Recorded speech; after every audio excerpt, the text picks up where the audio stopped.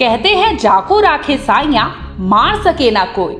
उड़ते आसमान में प्लेन के अंदर एक तरह से मृत बच्ची की जान एम्स अस्पताल के इन 5 डॉक्टरों की टीम ने बचा ली है। बच्ची को फ्लाइट में शुरुआती कुछ मिनटों में ही सांस आनी बंद हो गई थी। इसके बाद अचानक से बच्ची की शरीर नीली पड़ने लगी। इसकी वजह से फ्लाइट में हंगामा मच गया और फ्लाइट की इमरजेंसी लैंडिंग करानी पड़ी। दरअसल बेंगलुरु से एक फ्लाइट दिल्ली के लिए रात 9 बजे टेक ऑफ की थी। टेक ऑफ करने के थोड़ी देर बाद ही एरोप्लेन में पायलट द्वारा अनाउंसमेंट किया गया कि अगर प्लेन में कोई डॉक्टर मौजूद हो तो फौरन मदद के लिए आगे आए। रविवार यानी 27 अगस्त को दिल्ली एम्स के 5 डॉक्टर्स बेंगलुरु से दिल्ली विस्तारा की फ्लाइट से कॉन्फ्रेंस अटेंड करने के लिए आ रहे थे। फ्लाइट में कुछ समय बाद ही एक डिस्ट्रेस कॉल का अनाउंसमेंट हुआ, जिसके बाद फौरन डॉक्टर्स वहां पे पहुंच गए। जब डॉक्टर ने उस बच्ची को देखा तो उसके शरीर पूरी तरह से नीली पड़ गई थी। बच्ची के कुछ दिन पहले ही ओपन हार्ट सर्जरी हुई थी और बच्ची को दिल्ली लाया जा रहा था।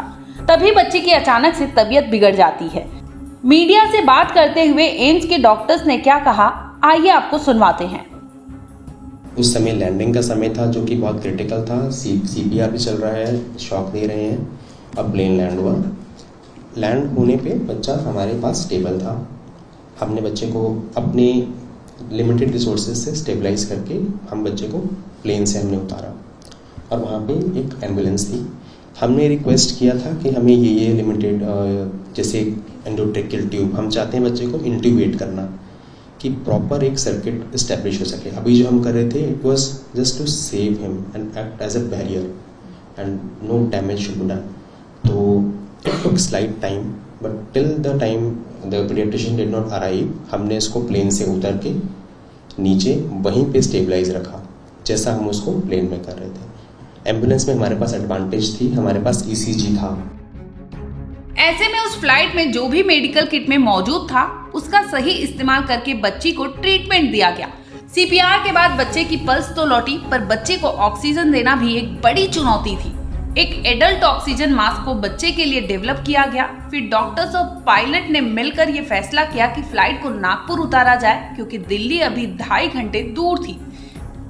इसके बाद विस्तारा की इस फ्लाइट को नागपुर में इमरजेंसी लैंडिंग कराई गई।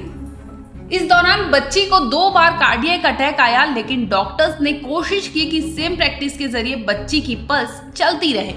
45 से 50 मिनट तक की ये जंग डॉक्टर्स और 2 साल की बच्ची ने जमीन से हजारों किलोमीटर दूर हवा में लड़ी। एम्स के इन 5 काबिल डॉक्टर्स ने इस दौरान बच्ची को जिंदा रखा। बैंगलोर से दिल्ली एक विस्तारा की फ्लाइट जा रही थी जिसमें एक बच्चा था जिसके हार्ट का ऑपरेशन हुआ था। तो बीच में ही उसकी तबीयत खराब हो गई। उसके माँ बाप को लगा कि सांस नहीं ले रहा है ठीक से, तो उन्होंने फ्लाइट क्रू को इंतहा किया। तो उन्होंने अनाउंस करा कि कोई डॉक्टर है ऑन बोर्ड तो वो हेल्प कर सकते हैं।